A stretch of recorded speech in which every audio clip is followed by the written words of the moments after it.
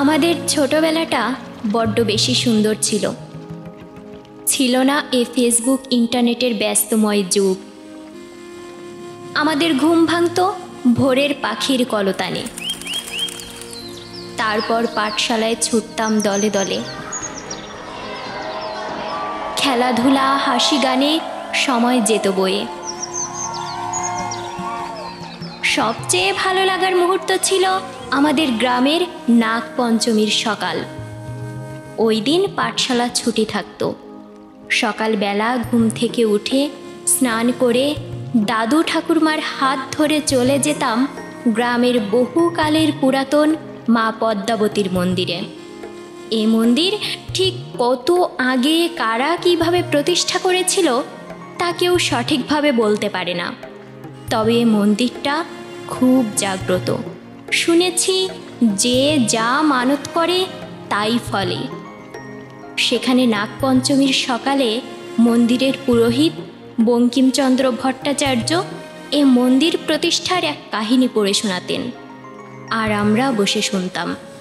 এ ব্রতকথা শেষ হলে নানা আচার অনুষ্ঠান শেষে সন্ধ্যায় হতো পূজা। হাজার হাজার ভক্তের আগমনেই মুখরিত হতো মন্দির। আজ বহু বছর পর সেই নাগপঞ্চমীর দিনে আবার আমি গ্রামে আছি। সদ্য পড়াশোনা শেষ করাতে হাতে কোনো কাজ নেই, তাই ভাবলাম ঘুরে আসি গ্রাম থেকে। আজ আর দাদু বেঁচে নেই, তবে আমার ছেলেবেলার বন্ধুরা এসে নিয়ে গেল মন্দিরে। অনেক বছর বাদে আবার সেই যান্ত্রিকতাবিহীন সুনির্মল সকাল। ব্যাপারটা বেশ ভালো লাগলো। মূল মন্দিরের পাশেই শতবর্ষী বটবৃক্ষ মাথা তুলে দাঁড়িয়ে আছে স্বমহিমায়। তারই নিচে বেদিতে বসে আমাদের বঙ্কু দাদু, মানে মন্দিরের পুরোহিত বঙ্কিমবাবু, ব্রতকথা আরম্ভ করলেন। সামনে বসা গ্রামবাসীরা।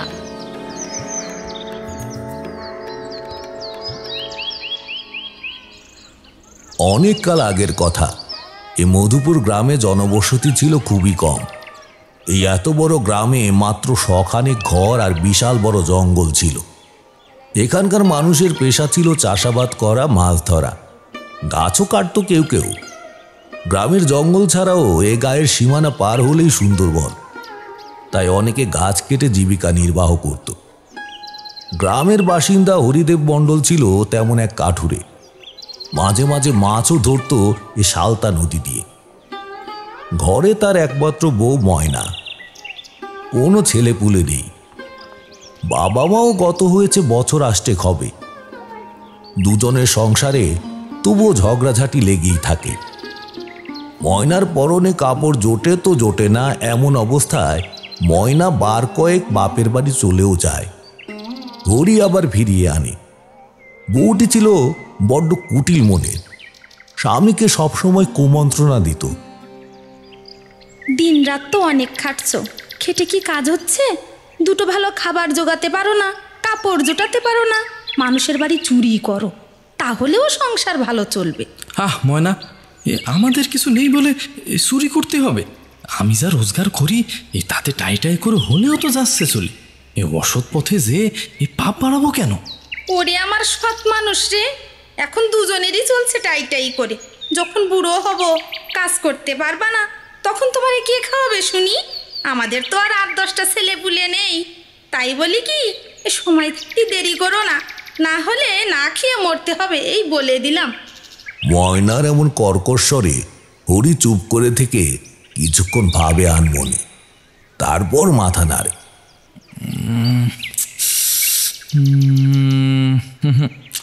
না না না না না, আমি চুরি করতে পারবো না। তারপর আবার একই বিষয়ে ঝগড়া হয় ওদের। হরিদেব একদিন অধৈর্য হয়ে বউয়ের কুমন্ত্রণা কানে তোলে। প্রথমবার চুরি করে গ্রামের ধনী কৃষক সুখদেবের বাড়ি। তাদের গোলায় ধান পেরে আনে রাতের অন্ধকারে। এমন শান্ত গ্রামে যে চুরি হতে পারে তা কেউ ভাবতেও পারে না, তাই ধরা পড়ার প্রশ্ন ওঠে না।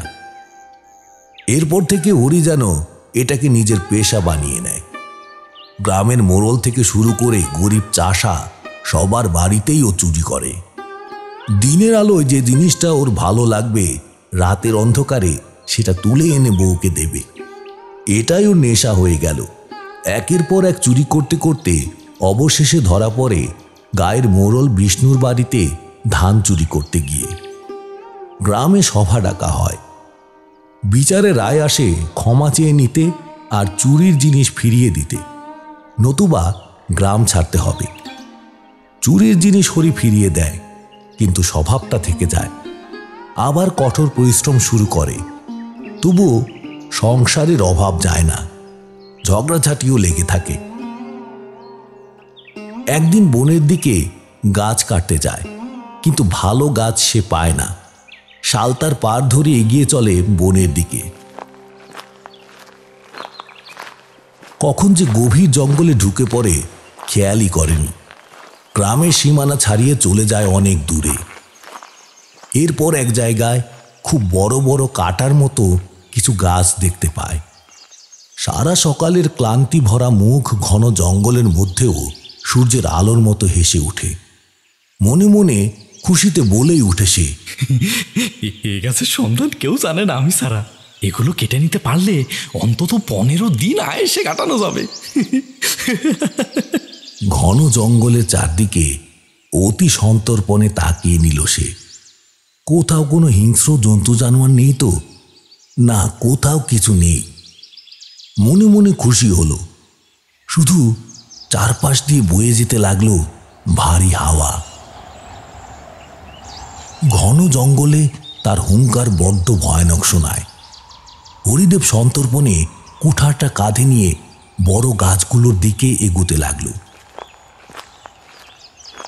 বড় গাছগুলোর ঠিক কাছাকাছি এসে সে হতভম্ব হয়ে গেল। উঁচু কয়েকটা গাছে ঘেরা অন্ধকার মতো জায়গায় একটা বিশাল আকৃতির গুহার মুখ। হরিদেবের যেন প্রাণটা উড়ে যেতে চাইল শঙ্কিত পাখির মতো। গলা শুকিয়ে কাঠ হয়ে গেল। কি আছে গুহায়? বাঘ ভালুক নেই তো? কিংবা অন্য কোনো হিংস্র প্রাণী? সম্ভাবনা অমূলক নয়। কোশমিনকালেও এদিকে কেউ আসে বলে শুনেনি হরিদেব। ওর হঠাৎ খেয়াল হলো গ্রামের সীমানা ছাড়িয়ে ও সুন্দরবনের মধ্যে ঢুকে পড়েছে। এখানে কি না হতে পারে ভেবেই হাত পা অবশ হয়ে গেল। তার উপর ওর হাতে এক কুঠার ছাড়া অন্য কোনো সরঞ্জামও নেই। গুহার মুখ থেকে একটু সরে আসলো কয়েক পা। তারপর ভাবল যে না, কোনো হিংস্র প্রাণী থাকলে তো এতক্ষণে নিশ্চয়ই মানুষের গন্ধ পেয়ে বেরিয়ে আসতো, কিংবা কোনো গর্জন নিশ্চয় শুনতে পেতাম।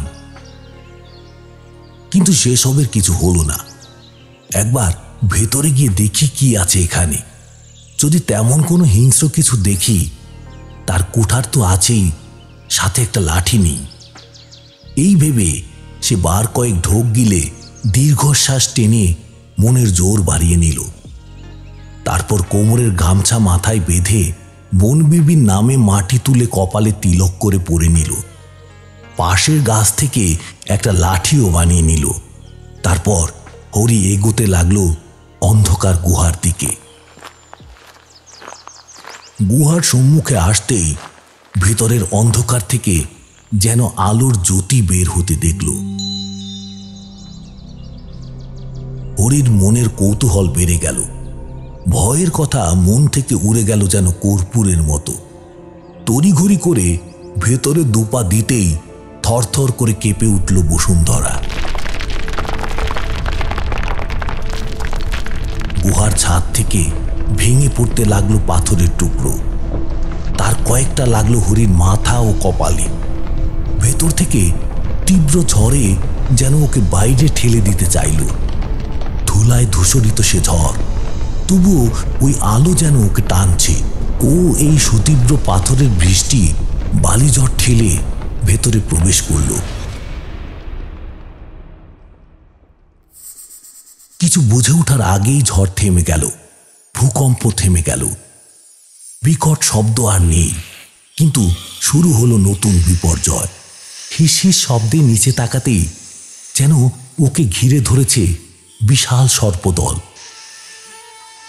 প্রতি মুহূর্তে ওরা যেন ওকে ছোবল দিতে চাইছে। এক হাতে কুঠার, অন্য হাতে লাঠিটা নিয়ে অতি সন্তর্পণে বের হতে চাইছে ওদের মাঝখান থেকে, কিন্তু পারছে না। সে আবার তাকিয়ে দেখল আলোটা কোথা থেকে আসছে।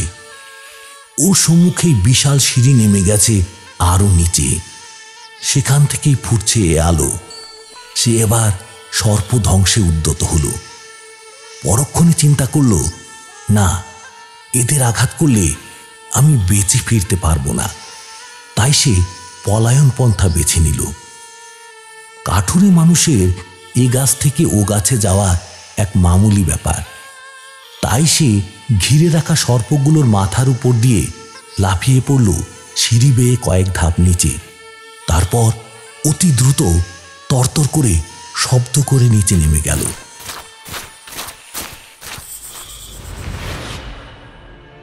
গিয়েই হরির চক্ষু চরক গাছ। এ কি? এ কোন স্বপ্নরাজ? সম্মুখে বিস্তৃত কৃষ্ণ সরোবর, তারই ঠিক উপরে হীরকখচিত স্বর্ণ সিংহাসনে নিষ্ক্রিয় বিভোর আছেন এক মানব সর্পিণী। অর্ধেক মানবী, বাকি অর্ধেক সর্পিণী। কি তেজস্বী রূপ তার! তার সম্মুখে সরোবর জুড়ে 108 পদ্মের মাথায় 108টি মণি জ্বলজ্বল করছে। তারই তীব্র জ্যোতির্ময়ী আলোর রেখা পৌঁছে গেছে বাইরের পৃথিবীর দ্বারে। তবে এ কি সেই পাতাল লোক, নাকি অন্য কিছু? সে বুঝল ওই মানব সর্পিণীরই এ সমস্ত মণিমাণিক্য। হরিদেব কিছুক্ষণ আচ্ছন্নের মতো সমস্ত পর্যবেক্ষণ করল। তারপর তার মনে চেপে রাখা সেই লোভের উদয় হল। মনে মনে ভাবল, আমি যদি এখান থেকে একটি মণি নিয়ে যেতে পারি তবে আমার বউ কি খুশি না হবে। এত কষ্ট করে যখন এসেছি, মণি নিয়েই ফিরব। মনে মনে কুটিলতাপূর্ণ হাসিও হেসে নিল। তারপর ভালো করে দেখে নিল মানব সর্পিণী জেগে আছে কিনা, কোথাও কেউ আছে কিনা, সিঁড়ির দিকেও কেউ আসছে কিনা। দেখল কেউ নেই কোথাও। পুরো গুহা জুড়ে কৃষ্ণ সরোবরে অদ্ভুত এক শান্ত স্নিগ্ধ নীরবতা বিরাজমান। সে অতি সন্তর্পণে একটি মণি তুলে নিল। মাথার গামছা খুলে তাতে মণি কোমরে বেঁধে নিল। অতঃপর মানব সর্পিণীর দিকে একটু অবজ্ঞাপূর্ণ চোখে চেয়ে মনে মনে বলল, তুমি ঘুমিয়ে থাকো সর্পিণী, তোমার একটা মণি আমার। এরপর অতি সন্তর্পণে বেরিয়ে আসলো গুহা থেকে। কাছে মণি থাকার জন্য কোনো সর্প আর ওকে দংশন করতে উদ্যত হলো না, কারণ সর্পরা মনে করে ওই মণি ওদের রানীমা তাদেরই দেন যারা কেবল তাদের রানীমার আশীর্বাদ পুষ্ট হন। তাই হরিদেব গুহায় ঢোকার সময় যারা ওকে দংশাতে উদ্যত হয়েছিল তারা বের হওয়ার সময় হিস শব্দ করে মাথা নুইয়ে কুর্নিশ করল।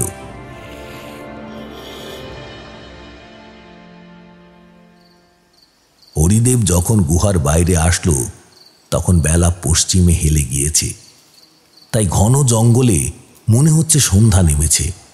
বনে বাতাসের হুঙ্কার তীব্র থেকে তীব্রতর হচ্ছে। সে নদীর পার ধরে খুব দ্রুত পা চালাতে লাগলো। কিসের একটা ভয় যেন ওকে ঘিরে ধরল।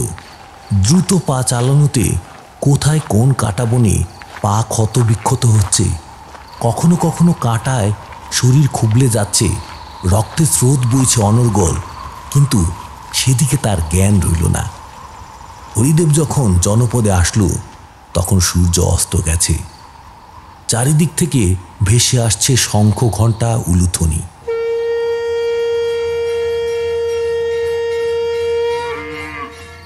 গোয়ালে গরু তুলতে ব্যস্ত বাড়ির কর্তারা। গরুদের হাম্বারবে মুখরিত গ্রাম। ধুনোর ধোঁয়ায় অস্পষ্ট চারিদিক। বাচ্চারা পড়াশোনায় ব্যস্ত। এসব শুনতে শুনতে যখন নিজের উঠানে পৌঁছালো তখন মাটির পৃথিবী জুড়ে ঝপ করে নেমে এসেছে অন্ধকার। চারিদিকে সন্ধ্যার কোলাহল শেষে এক গভীর নিস্তব্ধতা বিরাজ করছে।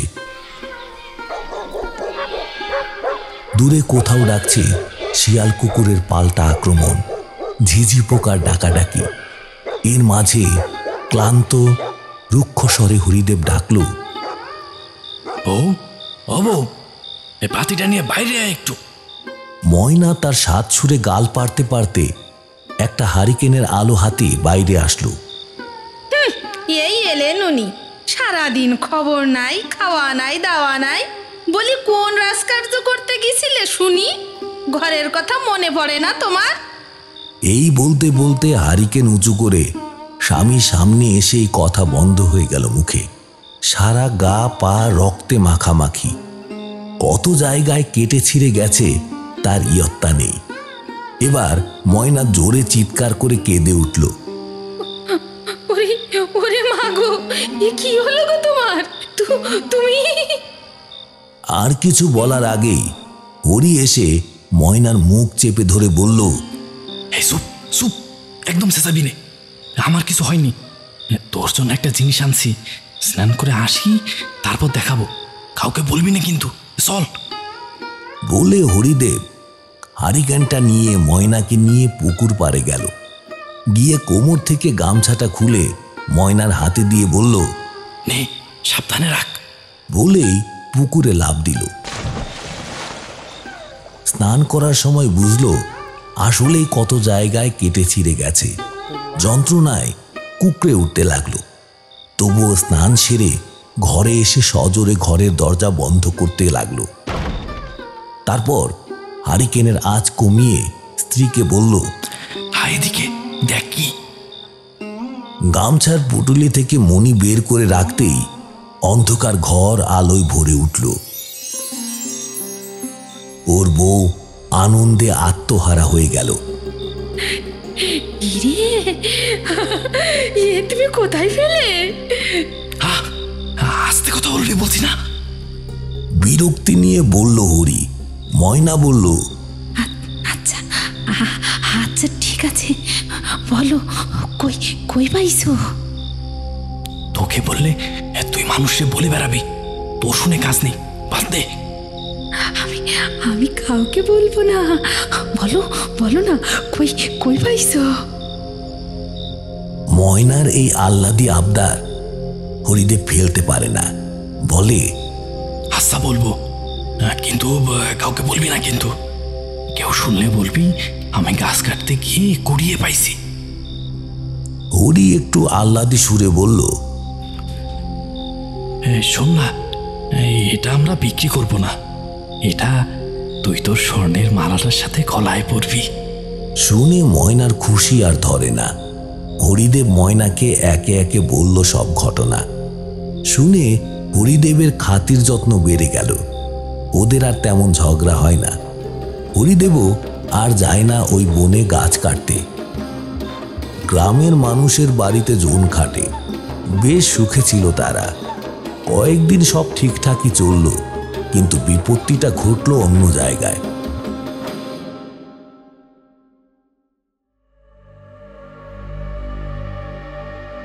কিছুদিন পর সকালে গ্রামের মোড়ল বিষ্ণুগোপ ঢাকঢোল বাজিয়ে প্রচার করল তার গরু চুরি হয়ে গেছে।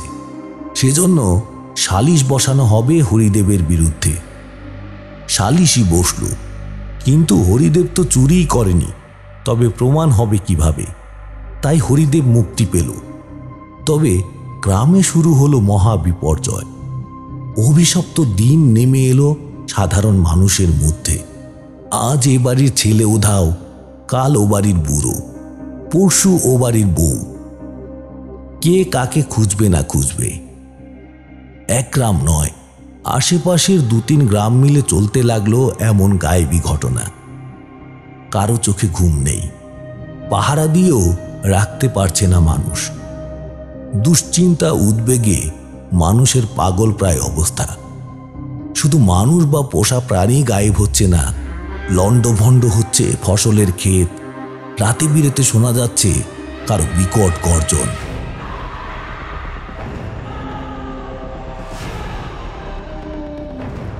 এরূপ চলতে চলতে মাঝে মধ্যে কয়েকজনের চোখের সামনে পড়ল সেই মানব সর্পিনী। মাথায় হীরাখচিত সর্পের স্বর্ণ মুকুট, একটা চোখ সাদা, পরনে লাল শাড়ি, গলায় হাতে সর্প পেঁচানো, অর্ধেক মানবী অর্ধেক সর্প। এমন রূপ দেখে যারা অজ্ঞান হয় তারাই গায়েব, যারা পালাতে পেরেছে তারাই এসে বর্ণনা দিল। 2-3 গ্রামের মোড়ল আর বিশিষ্ট ব্যক্তিবর্গের সভা বসল এক সন্ধ্যায়। তারা সিদ্ধান্ত নিল ভিন দেশ থেকে ওঝা আনতে হবে। ওই সর্পিনীকে বন্দি করতে পারলে গ্রামের উপর থেকে কেটে যাবে এ কালো ছায়া।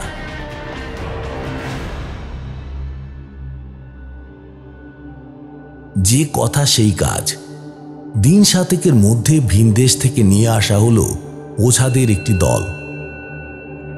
সব বর্ণনা শুনে 7 জন ওঝা বিশাল শস্যক্ষেতের মধ্যে 7টি যজ্ঞবেদী গোলাকার করে বানিয়ে তাতে যজ্ঞ শুরু করলেন।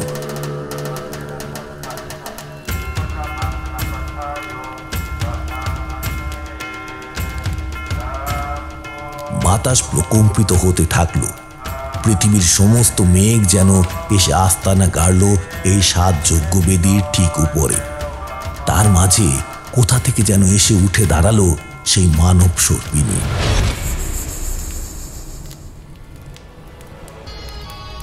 তার ভয়ঙ্কর অগ্নিমূর্তি। পশু পাখিরা ভয়ঙ্কর সুরে আর্তনাদ করতে লাগলো। সকালের পৃথিবী রাত্রের মতো কালো হয়ে উঠল। মানব সর্পিনীর ভয়ঙ্কর চিৎকারে প্রকম্পিত হতে লাগল সমগ্র আকাশ, মাটি, বিশ্ব চরাচর। ওঝারা চোখ মেলে তাকালো। ভয়ে ওদের চোখ মুখ বিস্ফারিত হতে চাইল। মানব সর্পিনী ভয়ঙ্কর গর্জন দিয়ে বলল, কে আমাকে বন্দি করলো? কার এত বড় দুঃসাহস? সামনে আয়, সামনে আয় বলছি। ওঝা সর্দার অস্ফুট স্বরে বললেন, ইচ্ছাধারী কালনাগিনী? না না না না, এ হতে পারে না। এ তো শুধু এই গ্রাম নয়, ছাড়া পেলে আমাদেরও শেষ করে দেবে। এখনই মা মনসার আরাধনা করতে হবে। দেবী পদ্মাবতী পারে আমাদের এই বিপদ থেকে উদ্ধার করতে। আবার হুঙ্কার দিল কালনাগিনী। কে আমাকে বন্দি করলো? আমার এত বড় সর্বনাশ করেও মন ভরেনি। আবার বন্দি করেছিস? সাহস থাকে তো, সাহস থাকে তো আমাকে মুক্তি দিয়ে দেখ।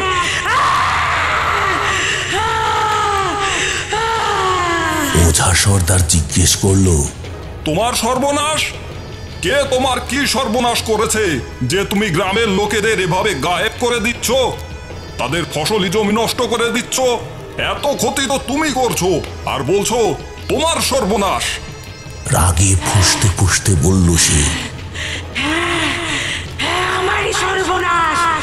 এই গায়ের কেউ পাতাল লোকের দ্বারে কৃষ্ণ সরোবর হতে আমার প্রাণ ভোমরা লোকানো মণি চুরি করে এনেছে।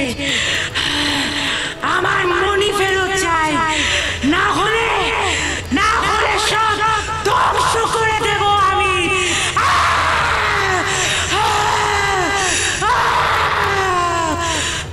ওঝা সর্দার ধ্যানে বসলেন। কিছুক্ষণ পরে অগ্নিচক্ষু মেলে চিৎকার করে উঠলেন, হরিদেব, হরিদেব কোথায় তুই? সামনে আয়। গায়ের লোকের আর বুঝতে বাকি রইল না এ চুরি কে করেছে। গায়ের মোড়ল নির্দেশ দিল লাঠিয়ালদের, হরিদেবকে যেখান থেকে পারো নিয়ে এসো। বেশি দূর যেতে হলো না। গ্রামবাসীদের মধ্যেই ছিল হরিদেব আর ময়না। বন্দি করে আনা হলো ওদের। নাগিনী চিৎকার করে রাগে ফুঁসতে ফুঁসতে বলল, এই সেই পাপী যে আমার মনে চুরি করেছে।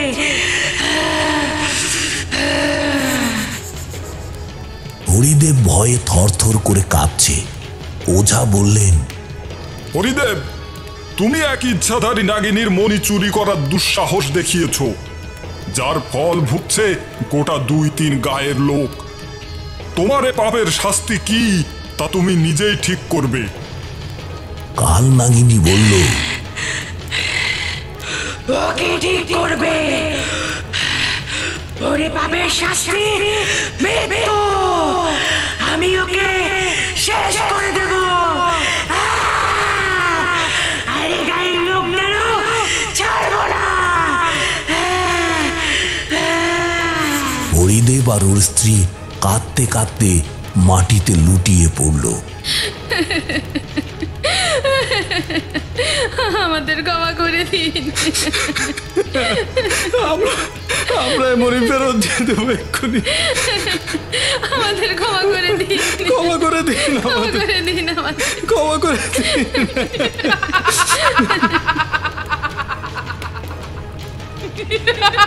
বিকট হাসিতে ফেটে পড়ল চরাচর। দিনের আলো রাতের মতো কালো হয়ে গেল। প্রবল ঝড়ের সাথে শুরু হলো মেঘের আওয়াজ। যেন মহাপ্রলয় উপস্থিত। ওঝাদের বন্দি বন্ধন ছিন্ন করে ফেলেছে প্রায় ওই কাল নাগিনী। বলল,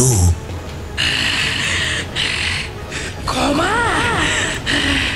তোদের মৃত্যু তোদের কাছে দিয়ে আসে। কেউ বাঁচবি না তোরা। তোদের আরো ভুল। তোরা আমাকে বন্দি করেছিস। আমি ইচ্ছাধারী নাগিন। আমাকে বন্দি করার ক্ষমতা কারোর নেই।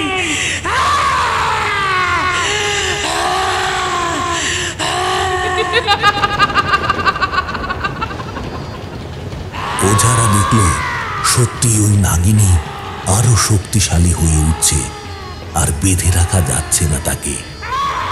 আর ও একবার মুক্তি পেলে সব শেষ করে দেবে। গায়ের লোক ভয়ে মুষড়ে পড়ছে। ওঝারা মা পদ্মাবতীর আরাধনা শুরু করল। মা পদ্মাবতী সদয় হয়ে দেখা দিলেন।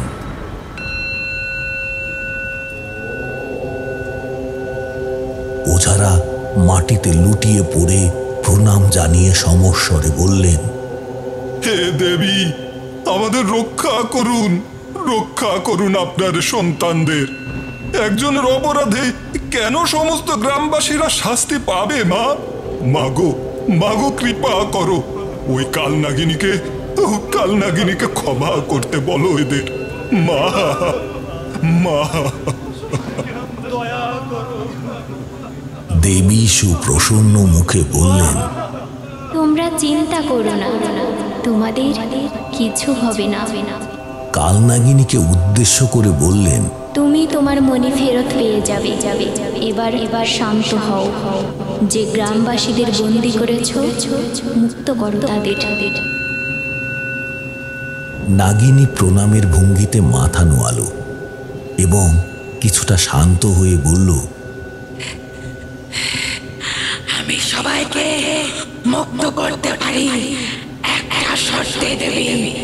এই হরিদেবকে একাই যেতে হবে ওই পাতাল লোকের দ্বারে মণি ফেরত দিতে।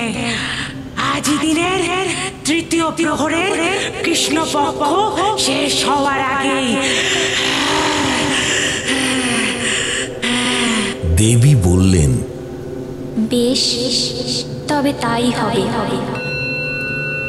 এবার গ্রামবাসীদের দিকে সুপ্রসন্ন দৃষ্টি মেলে মাতৃময়ী রূপে একটা পিতলের কলসি এগিয়ে দিয়ে বললেন, এই কলসিটা গ্রামের মাঝখানে পুঁতে রেখো তোমরা। আমার কৃপা সব সময় তোমাদের উপর থাকবে। কল্যাণ হবে মানব জাতির।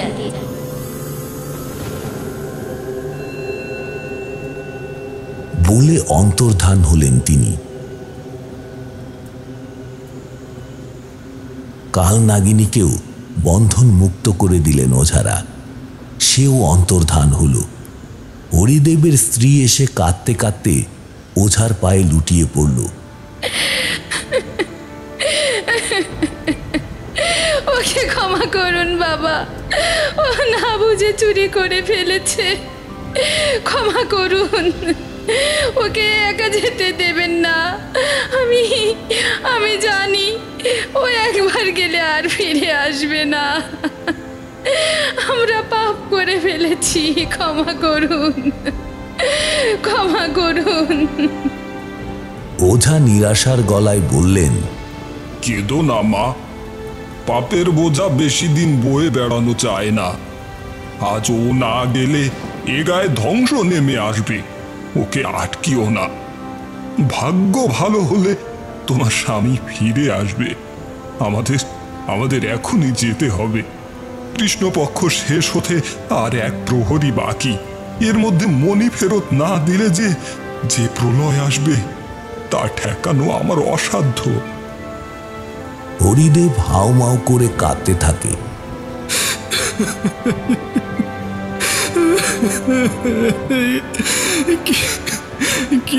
কি ভুল করলাম?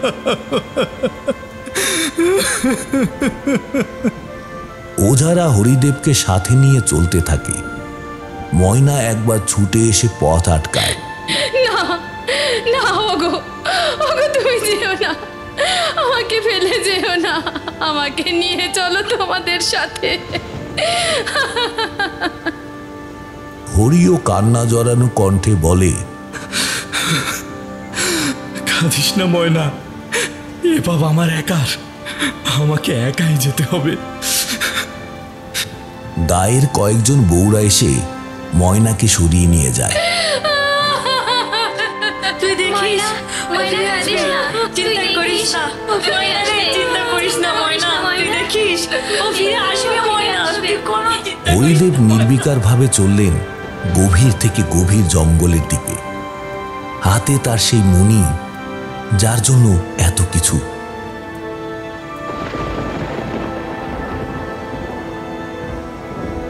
আকাশে মেঘ তখনও গর্জে যাচ্ছে, বয়ে যাচ্ছে ঝোড়ো হাওয়া। দিনের আলোতে তখনও রাত্রির কালো ছায়া। একসময় সেই গুহার কাছে পৌঁছে ওঝারা থেমে গেল। ওঝা সর্দার বললেন, হরিদেব, এবার তোমাকে একাই যেতে হবে। আমরা তোমার জন্য অপেক্ষা করব। হরি একাই চলল গুহায়। আজ আর কোনো বাধা নেই। গিয়ে সেই পদ্ম ফুলের মাথায় মণি রাখে।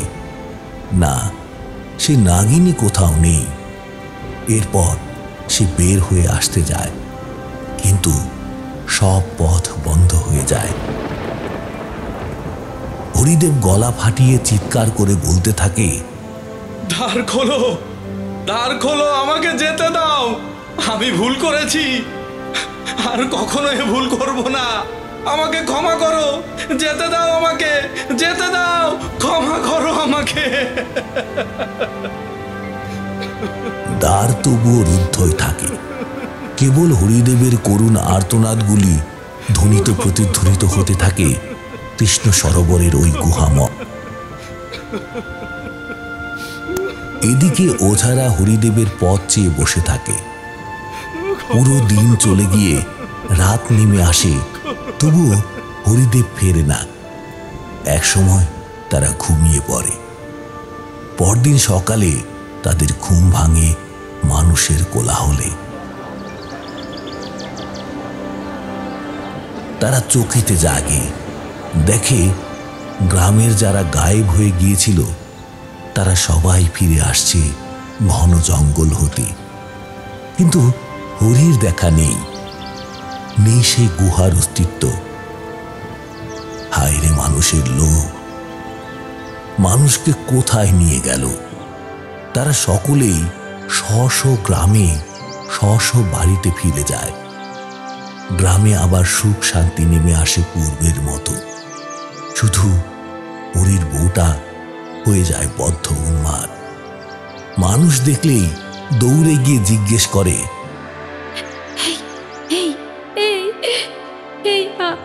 আমার মানুষটারে দেখেছ?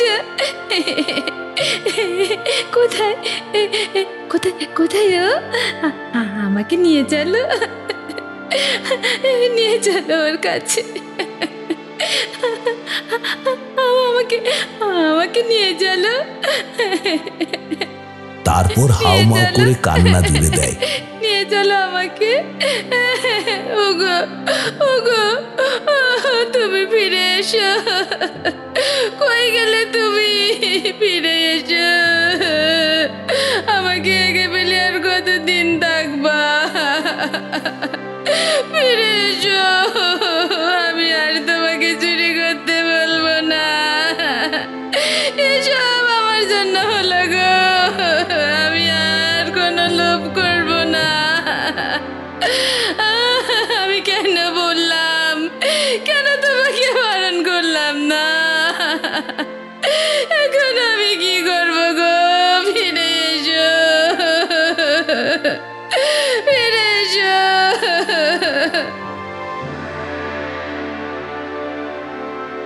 গ্রামের মানুষের বিশ্বাস, মা পদ্মাবতীর আশীর্বাদী কলসি স্থাপনের জন্য গ্রামে সুখ শান্তি নেমে এসেছে।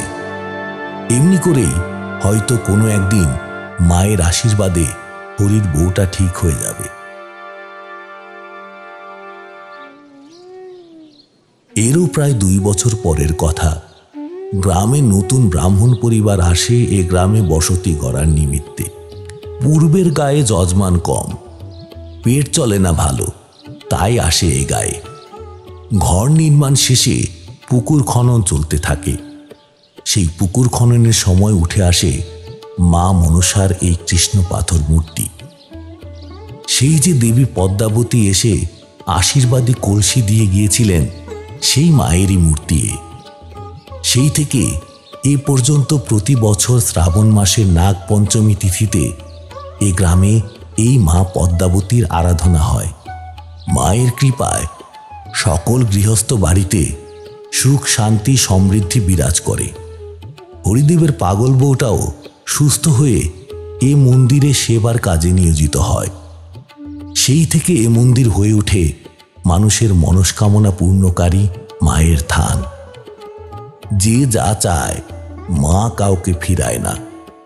মা আমার মমতাময়ী। আজ সন্ধ্যায় তাই চলো এক মনে এক প্রাণে মায়ের আরাধনায় রত হই। জয় জয় মা।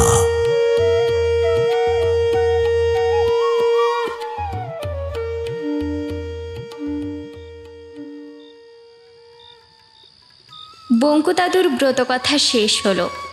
ছোটবেলা থেকেই শুনছি, তবুও কেন যেন এ কথা পূরণও হয় না।